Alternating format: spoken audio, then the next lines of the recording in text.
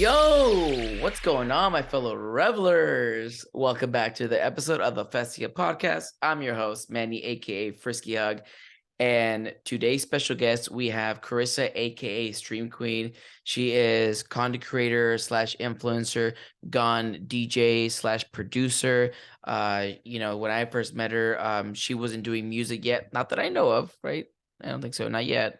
And then just to see her like perform. And I actually went to one of her she played a show here in Tampa, so I made sure that I made time for that. We hung out a lot. We also hung out in the middle of the ocean for Groove Cruise, so it was really cool, just like, seeing her perform, play, do music. Also, like, she has a lot of music on SoundCloud and stuff like that. So she has a lot of tips and tricks. If you're an influencer content creator trying to make it as like a DJ producer, she's got some pretty good tips for that. And then this episode, really take it all in. We do get pretty deep in this episode, so just fair warning ahead of time.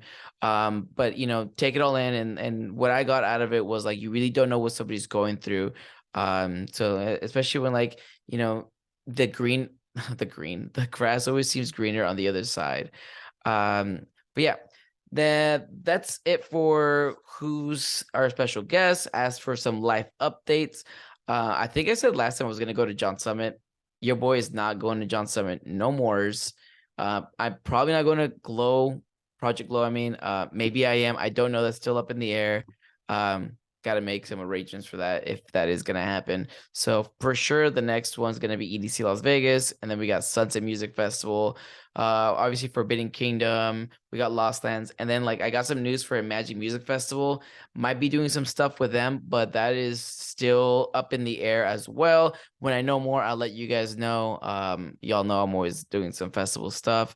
But I was contemplating Imagine up until recently. But yeah, that is it. I really hope you guys enjoy this podcast episode. All right, so I'd like to welcome Stream Queen to the podcast. Hi, thank you so much for having me. I'm really excited to be here. I'm just glad we finally made it happen. I know we talk about it all the time. We're like, seriously, it had to happen. Yeah, it kept stepping. So me and can I say Carissa? Yeah, go for it. Me and Carissa, we've known each other when we were influencers, and then now she's gone to this whole journey of, like, becoming, really is like producer, DJ. She, like, roams around the world, like, playing at festivals, playing sets and stuff. Not only opening but also, like, headlining. And that's kind of like how I know her. Carissa, for the viewers out there, if you wouldn't mind giving, like, a quick intro about yourself. Yeah, so I'm Carissa. A lot of people know me as Stream Queen, and we can get into the story about that later. I got into DJing and producing about 2.5 years ago. I played at events like Groove Cruise, clubs like Time in Orange County, Park in San Diego. I'm actually from Salt Lake City, Utah, and I moved to LA about a year ago, and I'm currently living in San Diego. Yeah, I knew you were I had a hunch that you were from Utah, and then when you said San Diego, I was like, am I in the wrong time zone? Like, I forgot that you posted about moving. Literally, you were telling me you're moving to San Diego, and I forgot. Yeah, I just moved a month and a half ago. It hasn't been too long, but I'm loving it. Oh, about to say, out of all the places in California, San Diego's like one of my favorites for sure. Yeah, the vibe is so chill. The people are so nice, and I'm starting to get shows and stuff here, so I'm really excited. It's gonna be a really good summer here. So coming from Utah, like the Mormon capital of the world, how did you get started with, like, EDM raving festivals, like, especially living out there? Yeah, so it's actually interesting. A lot of people don't know this, but Salt Lake has a really big EDM scene. It's more of a bass music scene out there. But they have some pretty major festivals, including DOS Energy, which is in August. And that was actually my very first festival that I ever went to. They have a couple of clubs, and they get some pretty big acts out there. So Salt Lake has a really good EDM scene. But basically how I started, and I want to say, like, back when I was a kid, I started listening to, the band Aqua, like Barbie Girl. Yeah. So they are not exactly EDM, but they're kind of that Euro pop electronic sound. And they were my favorite growing up, like from when I was 6 years old. Like, I loved Aqua. And I think that's kind of where it all started. I started listening to people like Skrillex and Afrojack and, David Guetta, the Cataracts, if you remember them, back in junior high and high school. And back then I didn't know what EDM was. I just knew that I liked that music. I would listen to it at the gym and stuff. When I went to college in 2012, I was actually at a fraternity party. I was in a sorority and I was at a frat party, and somebody had on the Tomorrowland 2012 after movie playing on the TV. And I had no idea what Tomorrowland was. I didn't know what raves or festivals even were. And I'm standing there staring at this TV like, glued. Is this? What is this? And somebody told me that it was in Belgium, and I was like, oh, like I'm never going to be able to go to this. Yeah, sure. It's funny because I've been 3 times now. And I was like hooked ever since I saw this Tomorrowland after movie. Yeah. I started dating a guy who had been going to festivals and stuff for probably a year or 2 up until that point. And so he kind of showed me what raves were, took me to some of my first events, including DOS Energy in Salt Lake City, and, you know, walking in and just experiencing that, you know, like I'm sure like your first festival, you're hooked, you fall in love. Exactly. Something new. It's kind of just game over from there. Yep. It's usually how it is, honestly. And it's like, I remember I kind of like eased into it. Obviously, I went to like not obviously, but like I went to like a club where I saw Steve Angelo from the Swedish House Mafia. And then my friends was like, oh, let's go to a festival afterwards. And then I'm like, I thought this was it. Like, what do you mean a festival? So I never even knew what a festival was. And then, once I got into the scene, it's like, next thing I'm like throwing thousands of dollars. I just got to get the next best festival. And you like want to go to all of them. You start hearing about more and you're like, well, I need to do this one and this one and this one. And it's just this snowball effect. You got to do them all. And then you get to our point where, you know, we've done so many. It's like, now it's like, hey, now I'm going to take a break from festival for a little while. I can't do that anymore. That's funny. Tell us a little bit about the story behind Stream Queen. How did that come up? Yeah, so Stream Queen actually started as a joke that me and my friends came up with. So this was in 2016. I'd gone to my first Ultra Music Festival in 2016, and I went up to the front railing of main stage for whatever reason. I think it was during the day. There weren't that many people there. And I go up there the first time being at the railing at a festival, and I'm like, wow, this is so different than being in the middle or the back of the crowd. It was a different experience.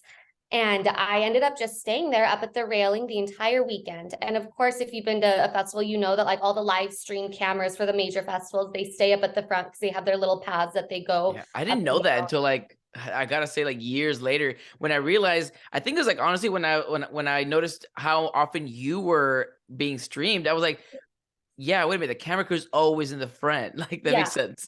Well, they have to be, because like they can't be in the crowd. They have, you know, $50,000 cameras that they're lugging around, like and it all has to be plugged in, like there's cords and everything.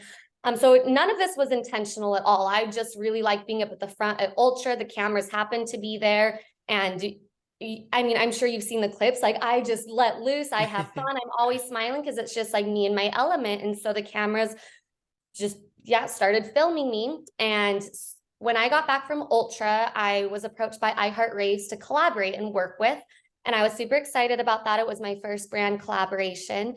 And they said that I needed to come up with a coupon code for people to use on the website to get 10% off. And then I would get like a commission every time someone used my code. And so I didn't want to use my name. My Instagram username at the time was like Carissa or something like that. Carissa 178954. Yeah, I think it was Carissa Brooklyn actually. And it actually worked out pretty well because I needed to change my Instagram username anyways. So I came up with this coupon code for Stream Queen, and it was literally me and my friends like sat around, hey, like what could we do for this coupon code? And oh, well, you're on the streams a lot of Ultra, like stream what rhymes with Queen. Like, and that's literally how it came about. And I quickly after changed my Instagram username. I was actually student teaching at the time. I was in college and I had started working. I went to school for elementary education. So I was starting to be in elementary schools, and I didn't want parents to be able to find my Instagram and see that I was going to festivals and stuff. Not that I was embarrassed of it. They don't need to see that side of me, you know? So I ended up changing my Instagram username to that. And then it kind of just caught on. It started off as a joke. And the next time I went to, I think it was EDC, people started coming up to me. Oh, are you Stream Queen? I've seen you on the live streams. I follow you on Instagram. And then it just kind of became this thing. So when I started doing music, I actually posted a poll on my story and asked people, should I keep Stream Queen or should I choose a different name for DJing? Yeah. Oh, isn't that the question, literally? Yeah. Yeah. Every single person said Stream Queen, and it made a lot of sense because I had already built up this brand and this persona as Stream Queen. People knew me by that name, and it just made sense to keep the brand the same. So that's how Stream Queen came about. That's actually really funny because like not only you, but I actually interviewed a couple people that had the very similar story where like their name really became their name because they needed a name for a code. Yeah, really. It's funny.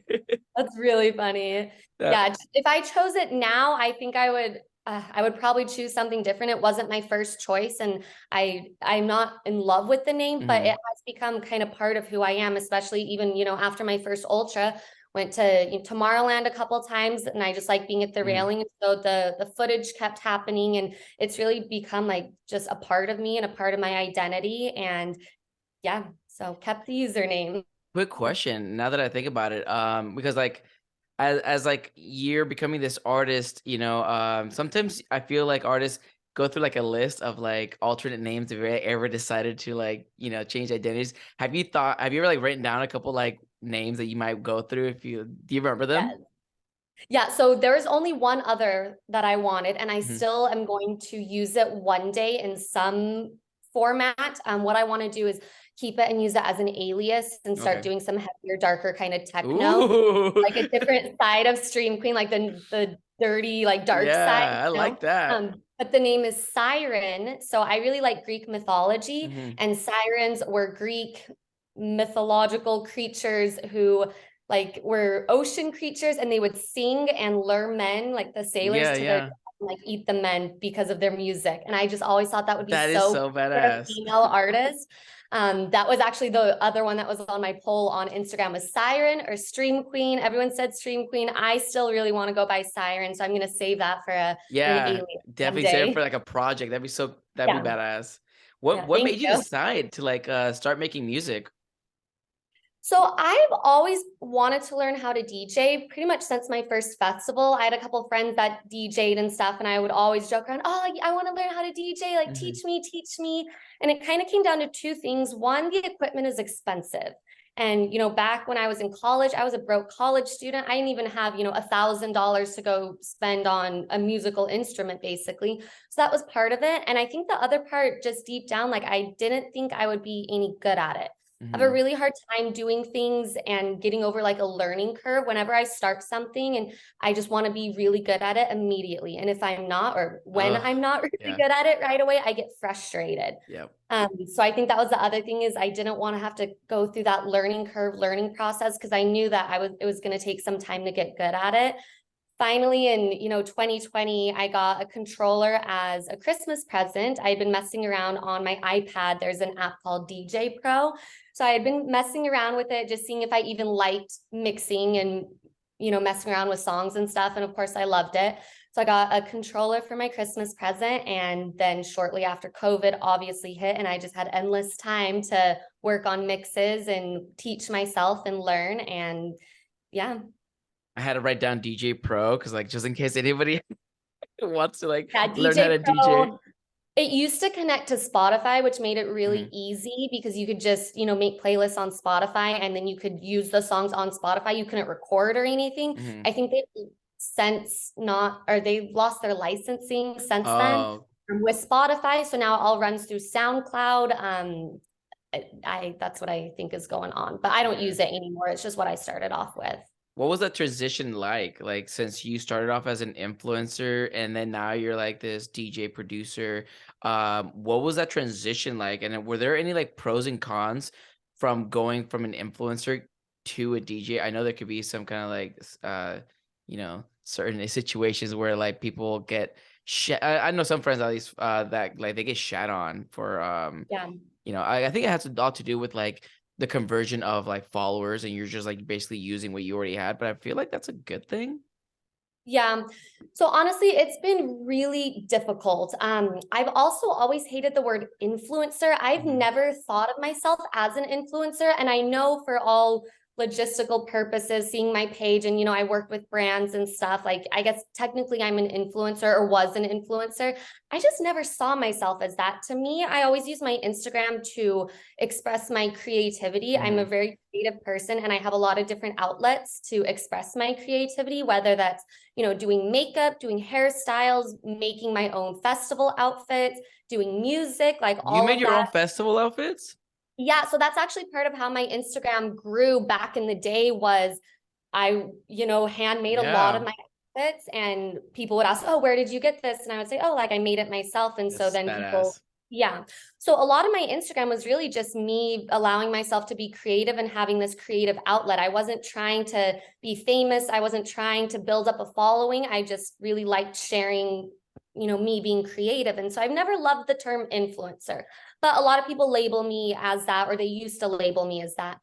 So I a little bit have a bit of I feel like influencers have a bit of a bad reputation when it comes to becoming DJs, because there's a stereotype, and it is called hot girl DJ. It's girls that, have big Instagram followings, they're influencers, and they just decide that they want clout, or they want to be famous, or want to kind of do whatever, and they just start being a DJ, and then they get bookings because of their following and really what they look like.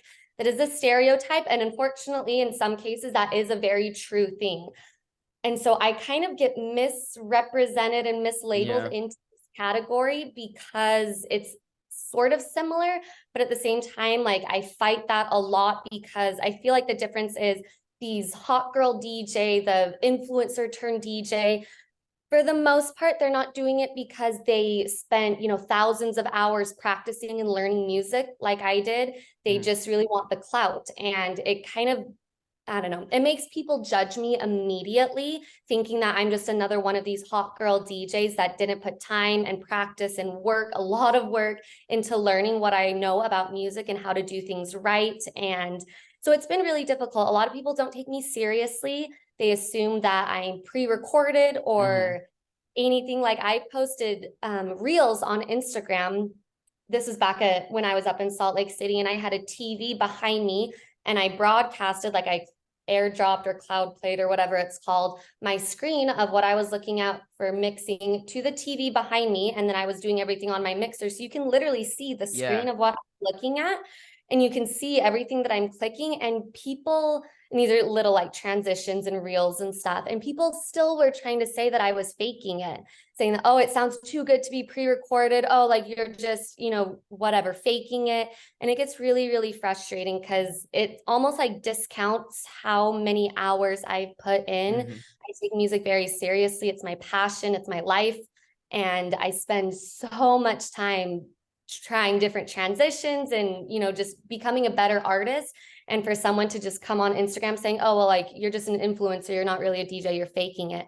It's very, very frustrating. For sure. Luckily, we're like in 2023, where people's minds are slightly more open than like back in the days. And I think about like some females that like back in like early 2000s were DJing, and people were just like, the amount of shit they got back then, they weren't able to really defend themselves. Whereas now I feel like at least there's a lot more females that can support other females playing good. Like, so I think there's like a strength in numbers. And I think nowadays in 2023, we have seen that number grow, and we've seen what women are really capable of. And I think I think people were just a lot more closed-minded with the way they thought, like what people could do. And I'm like, I don't know why we as like humans and people, why we thought like that. I just don't. I don't know.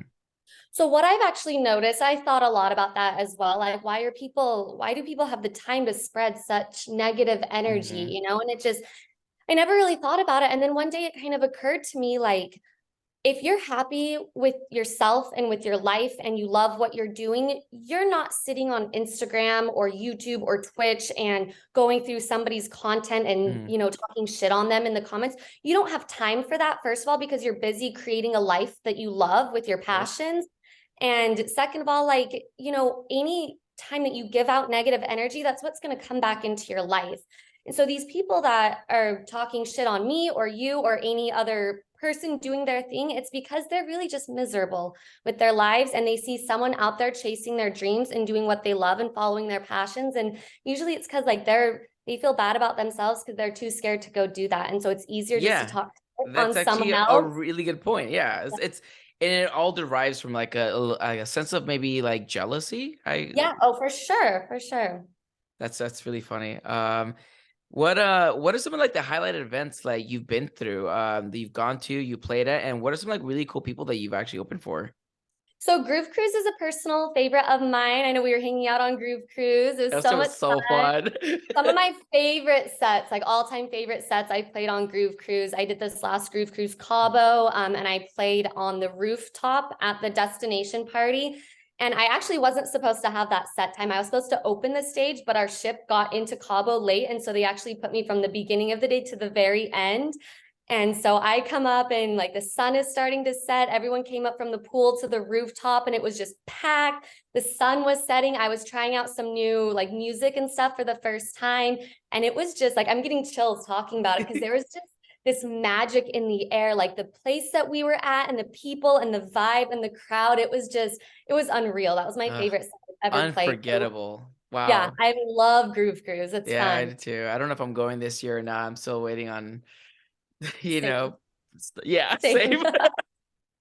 And then as far as opening up, I've opened up for a lot of talented artists. I would say one that I was so honored to have the opportunity for was Afrojack, especially because of what I mentioned earlier. Like I kind of grew up listening to Afrojack in junior high and high school, back before I even knew what EDM was. I was listening to Afrojack's like radio hits and Take Over Control. And I knew who he was even before I even knew what the music was. And he's always been a huge like icon and a legend to me. And he's very much inspired me as an artist and to make music my job as well. And so opening for him at Time in Orange County last year was really a really cool experience. I love Afrojack. It was also he was one of my first well, I guess you would say when I finally understood what EDM was, he was one of the first DJs that I was like looking into. Yeah, exactly. Yeah. I mean, He's such a pioneer for music. Like without him, and David Guetta, I put them in the same like I was gonna sentence. mention David Guetta too. Yeah. Yeah, like without either of them, we would not be where we are today with music. Like they really pioneered a lot and, kind of bringing EDM to the radio. And yeah, it's really cool. So what are we're going to get a little deep here. What are some of the hardships that you've kind of encountered to kind of get where you are? And then like, what are some of the things that you've learned? And then are there any like business decisions that you regret that you've ever made? There have been quite a few hardships. And yeah, I was talking to you about this earlier. I wasn't sure like if it would be okay to even talk about on here, but I would say one that had a very substantial impact on my life and where I am today. This would have been 2020. Yeah. So back in, I think 2021, 2020, that range, I was working as a first grade teacher in elementary school. I had been a teacher for 4 years. That's what I went to college for. And I hated it. I hated my life. I hated my job. I was absolutely miserable. And it started getting really bad because of COVID, obviously, like my mental health and just how I was dealing with everything. And I just didn't see how anything could possibly get better because all I was ever going to be for the rest of my life was a teacher. And I didn't love that. That wasn't my passion. I was so depressed. And I actually haven't shared this with anybody or people like other than my really close friends and family, but I did attempt to end my life in 2020, I think. 2020 or 2021. The depression year. Yeah. I know a lot of people had mental health issues and we were all going through a really hard time. So I'm not trying to discount anybody else's. Like we were all struggling so bad. And that was the only way out for me. So after that, I went to my doctor and I got on a medical leave of absence from school for my suicide attempt. And I was on a leave of absence from school for about 3 months. During those 3 months, I decided that it was kind of like, okay, like you need to seriously change something about your life or this is going to most likely happen again. Like you need to get serious about what you want and to live a life that you love. Because up until then, I was just kind of going through the motions, depressed, always dreaming about what my life could have been, So in those months, I decided to only do what I absolutely love doing, and that was music. So I worked on music just nonstop for 3 months during my FMLA, my leave of absence.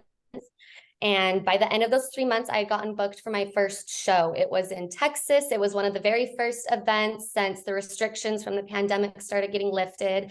And the show was, I think, on a Friday, and I was supposed to go back to school the following Monday. Like my FMLA had ended. I was supposed to go back to school.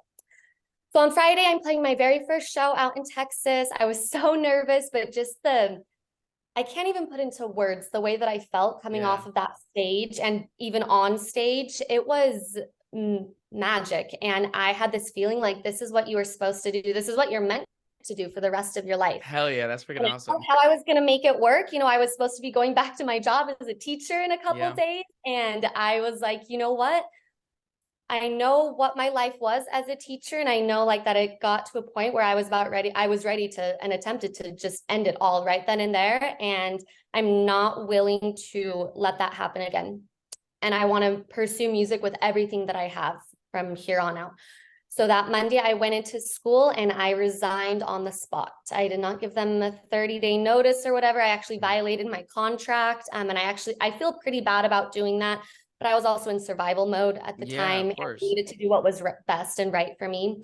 So that was really a huge defining moment in my life. And I would not be here if I had not hit that absolute rock bottom, like dark, scary place.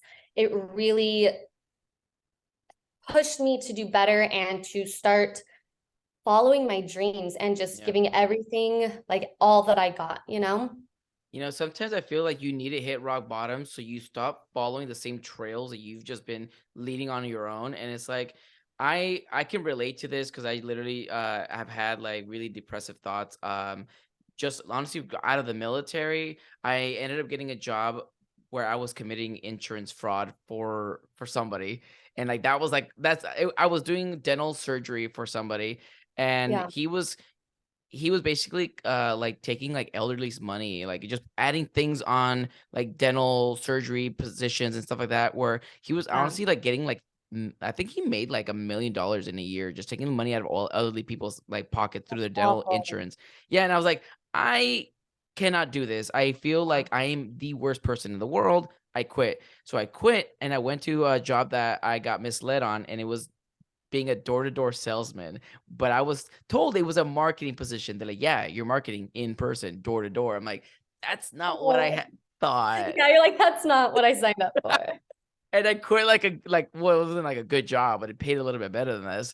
And you know, I was, being chased by dogs. I mean, being chased by dudes with like guns, and like ended up in trap houses. And I'm like, I'm like, I literally am a good person, and I feel like I am facing so many hurdles along the way, and then that's when I was like, I realized I'm like, I just need to start pursuing something more than this. And and that's when I took like a 6-month break from work, from everything. I just need to be happy. And honestly, sometimes that's all that matters, because without you in this world, you can't experience happiness. You're the one experiences it. You're part of the whole problem or the whole solution, Yeah.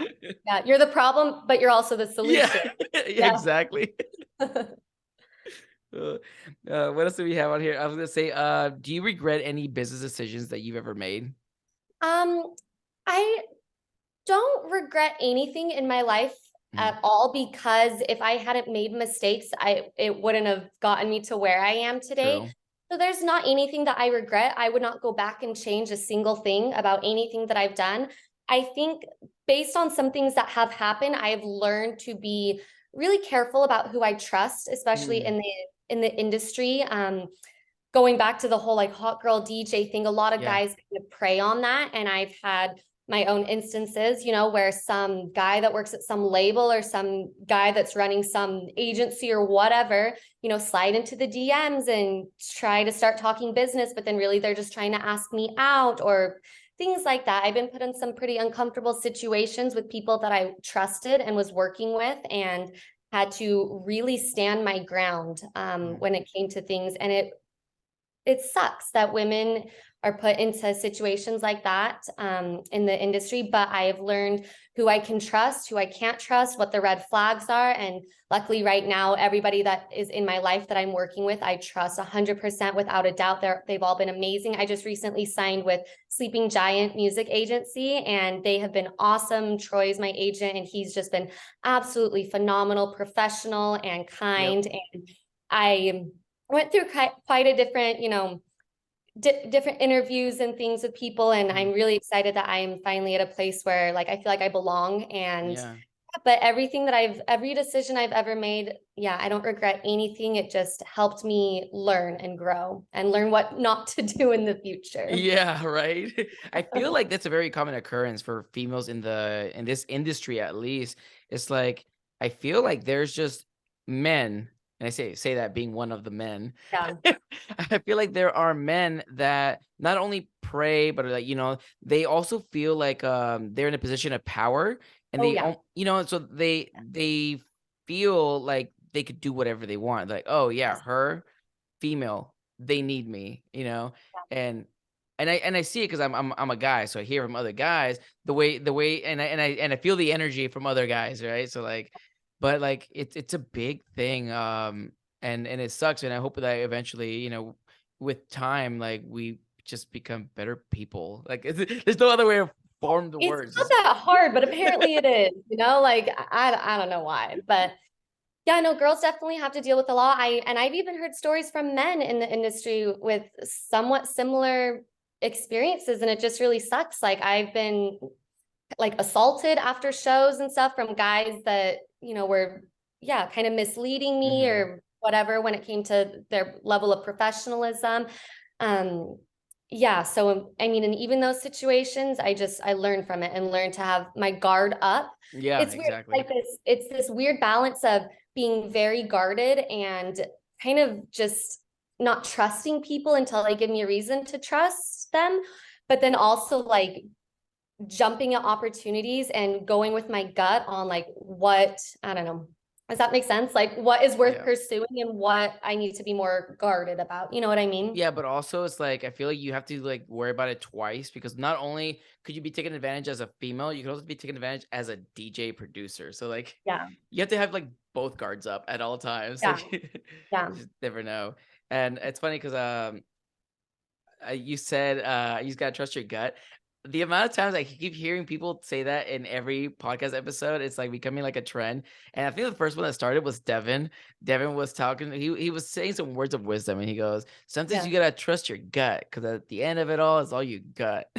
Yeah, no, he has a really good point. And it's hard too, because sometimes you feel off about something, but like it's something that you so badly want to be true, or it's something that you were looking forward to. But then when you start having that feeling, like it's really hard because to trust your gut in that sense, especially when you're just wanting that thing to be what you think it is, it's hard. And it's almost like a muscle that you have to condition and make stronger. Like the more that you follow your instincts, the better that you are at it. But it can be really scary following your instincts. Yeah, sometimes if it's too good to be true, it's probably not true. There's like a 1% sometimes, like it just is. It is true, and I guess like always comes down to how good do you know you are, right? It's like sometimes like we know that we're not this good and we shouldn't be there. Like if people would be egging us on, I'm like, no, this is a trap. Like you're using me. Yeah. I also think that kind of gets a little bit into imposter syndrome, though. Do you know what Oh imposter yeah, syndrome I is? do. I've been struggling with that so much in a lot of aspects of my life. But yeah, it's this weird thing of like trusting yourself, but then I don't know, also being able to actually trust yourself. Because Yep. sometimes you get that inner voice like, no, you're a fraud, or you're not actually supposed to be doing this. And so it's such a bizarre thing, trusting your gut and your instincts, and then also dealing with kind of imposter syndrome. It's Yeah, hard. it's so funny that you bring up imposter syndrome, because it's such a real thing for a lot of people. It's not really like a real thing for me, only because I've learned to kind of like emotionally gateway my way into this really egotistical mindset where like I belong here. I'm like, Yeah, oh, is this the president? Cool, I should be next to him. Is he DJing? yeah, Me too. yeah, I think maybe I play myself as a joke sometimes, where like if I play it up like, oh, it's funny that I'm here, then it's like it's not really an imposter syndrome. And it's like Yeah. but I do know a lot of people where they're like they do something really fucking amazing in the music festival scene, and they're just like, I shouldn't be here. Like, I'm not this good. Yeah. No, I felt that for sure. And I like what you said about like, oh, like I belong here. That's like manifesting and, kind of having this sense of, like if you tell yourself enough times that you belong somewhere, like, yeah, your body and the universe is going to listen to you about that, That's what it is. I'm just Yeah. manifesting this whole universe. Manifesting. So you need to trademark that right now. That's I awesome. believe in that shit. I believe that, like, I do too. you manifest enough good energy in your life and enough good things, and I think it has to do with karma as well, right? Oh Because yeah. a lot of times when you do a lot of good deeds, that's why I knew those jobs I was talking to you about, they weren't for me because they were treating me bad. I'm like, if they're treating me bad, it's because I'm in a bad job. I shouldn't be treated bad then. Yeah. So like you put out good energy into the world, it's gonna come back full fold, right? And that's why, like, every single time I get these opportunities to work at a music festival, treat my friends to festival tickets, treat myself, do all these good things, like do giveaways to people who want these tickets. That's because all of the good energy I've been putting out to the world is coming back, and then I'm just resending it back to somebody else. Like, I'm really Yeah. just deflecting good energy everywhere I go. Yeah, I it's like hope a so. cycle, like you're putting out good energy and that's going to come right back to you and it's going to encourage you to keep doing that. It's beautiful, a never ending cycle of just positivity. Plur. Aw, Blur. Blur. Oh, that's a good question. Um, Insomniac trademark.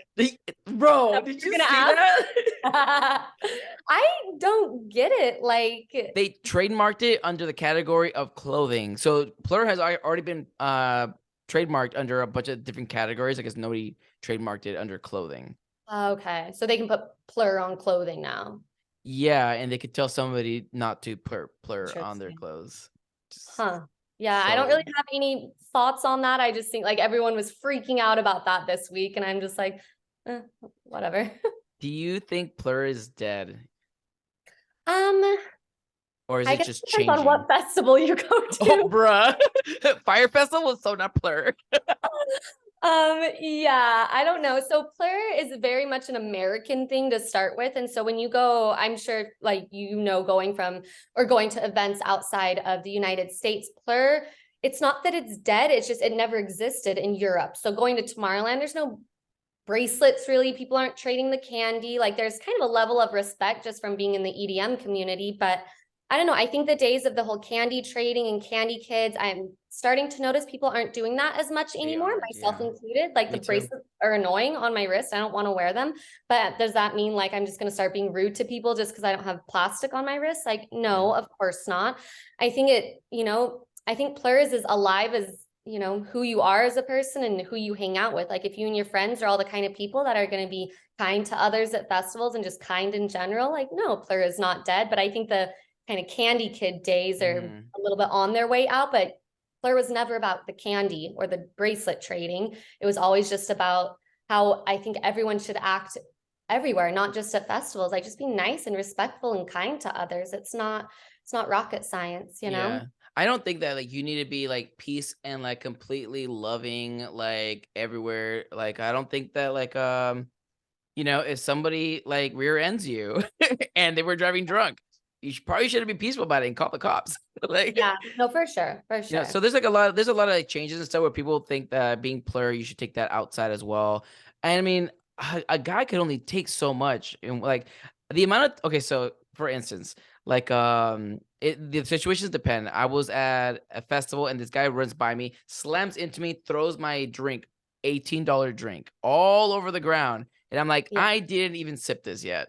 yeah, The guy looks at me and just runs away. And I'm just like, the least he could have said was, I'm sorry. yeah, Not yeah, even, he didn't even have to, like, that's what like my thing is. Like, it's like, I'm not expecting you to be completely like loving and give me money and buy me a new drink. And I mean, that would be fucking amazing. But the least you could do is acknowledge that you fucked up and say, I'm sorry. And then run away. it's not hard to apologize, especially when you're in the wrong. Like, So, I think at the end of the day, some people just are not good people at all. And that shows, especially in places like festivals where people mhm, are kind of letting loose. And yeah, there's just some people that just unfortunately are not the best people, but that doesn't mean that, everyone should act like that. Like you yeah. can still show respect to someone who I don't know, maybe isn't being super, super nice to you, but I don't know. I'm not perfect. Like I've gotten pretty sassy with people that have, you know, gotten in my face or whatever at festivals. I'm causing issues. So Yeah, I'm the I don't problem. It's know. me.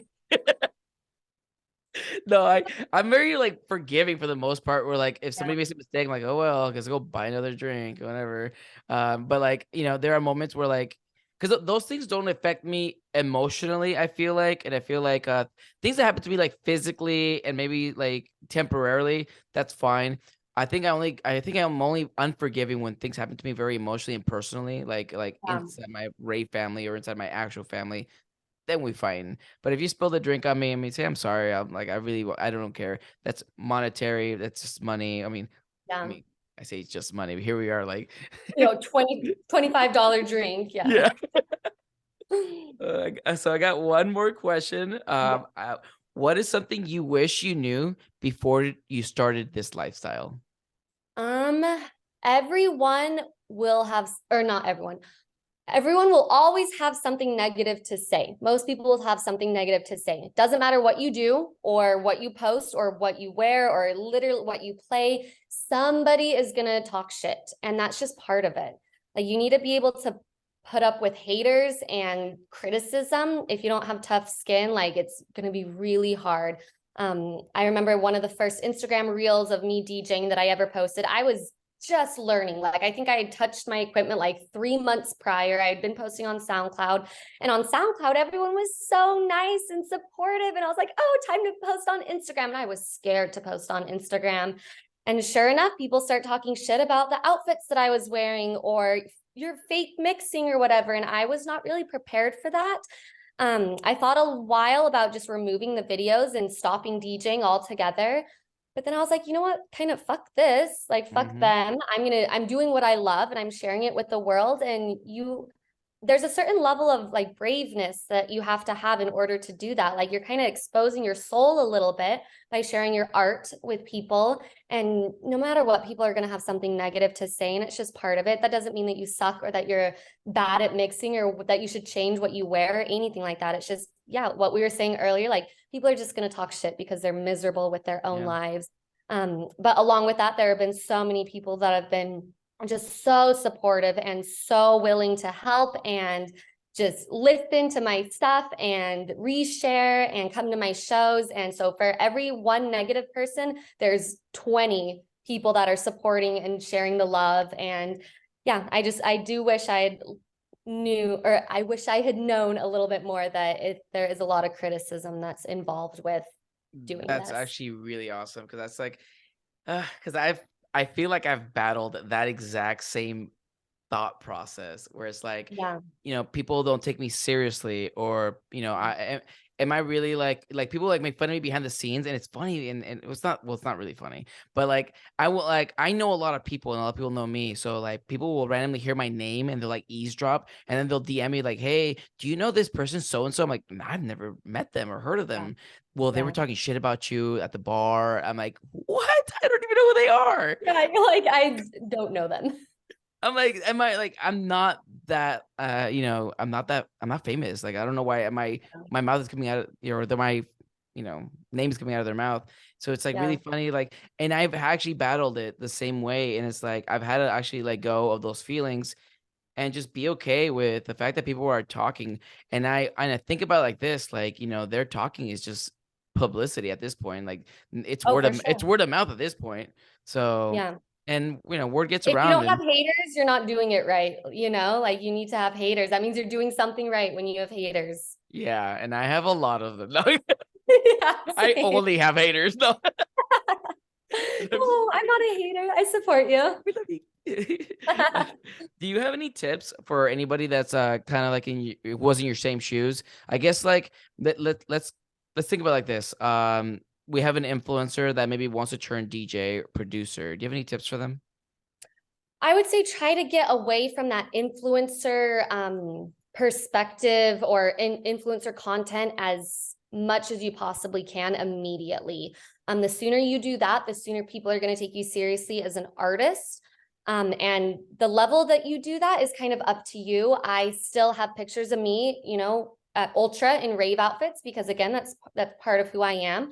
But I did delete quite a lot of my photos from Instagram when I started getting into music to be taken seriously. And it's crazy because I had people that were in the industry telling me to completely get rid of everything, that I shouldn't be posting pictures of me in a bikini on the beach when I was on vacation, if I want to be taken seriously as an artist.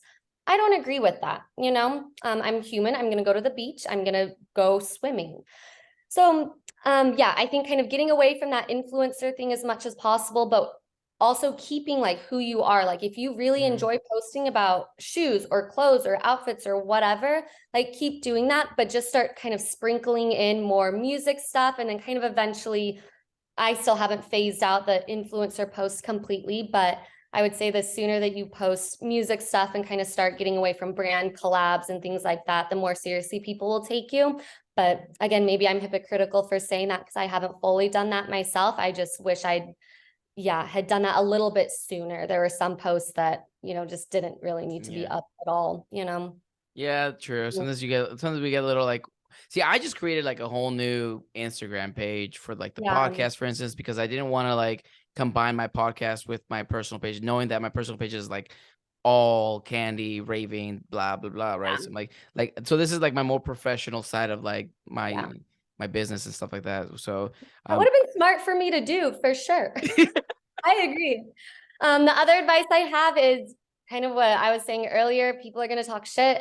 Someone's going to have something negative to say no matter what you do. And it just tune them out, block them. I have so many people blocked on Instagram. As soon as I see a negative comment, I just block them. Not a big deal. I very rarely will reply. Sometimes people will get under my skin a little and I waste time replying. Just block people. Like the block function is there for a reason. You don't need people coming in and spreading negativity on your page, whether that's SoundCloud or Spotify or literally anything, Instagram. And just keep going. Like, as long as you're doing what you love, just keep going and you're on the right path. And it doesn't matter what anybody says. I'm so known for blocking people like immediately. Like the moment I hear something bad, I'm like, block. I don't fight. I don't do all that stuff. Like you said it perfect. The block button is there for a reason. So I'm the same way. So my friends always make fun of me. They're like, wow, you just block everybody. Give them a chance. I'm like, no, bro. No. I'm like, I don't got the energy nor the space in my mind for any of this. And I make this joke where like, oh, my block list is bigger than my following list. Really though, but like, I don't know, like you said, it's not worth your mental energy. And as soon as you start firing back at people that are giving you shit, like what is that putting out there into the universe? Like negative energy that's going to come right back to you. So just not worth it. Just block them and focus on all the nice comments and supportive people. Carissa, one last question. This is like the third question I said. I was like, what last question? Where can people find you? What are the handles? If people wanted to go and contact you or listen to your music, where can they go for that? Yeah, so my Spotify, if you just type in Stream Queen, there's a space in between Stream and Queen. My SoundCloud is StreamQueenXO, and then my Instagram is StreamQueen_XO. I think that's pretty much all my main platforms. I'll have everything down in the description below. Carissa, this has been a pleasure. Thank you so much for taking time out of your day. This has been perfect. So I'm really glad that we had the chance to talk and really kind of like, get this all on the podcast. I know we've been talking this for a while, so this is beautiful. Yeah, I'm excited to listen to it. Send it to me so I can blast it out on all my socials. I got you. And then this is just for the viewers out there. This will be available on Spotify, SoundCloud, Amazon Music, Apple Music, or Apple Podcasts, I think. Really any of the major platforms, but if you're looking for the video version, this is only going to be on Spotify and YouTube for video. Carissa, this has been a pleasure. And thank you so much, Manny. I really appreciate it. This is fun. And thank you all for watching. And like I say at every episode, I will catch y'all at the next one. Bye, guys.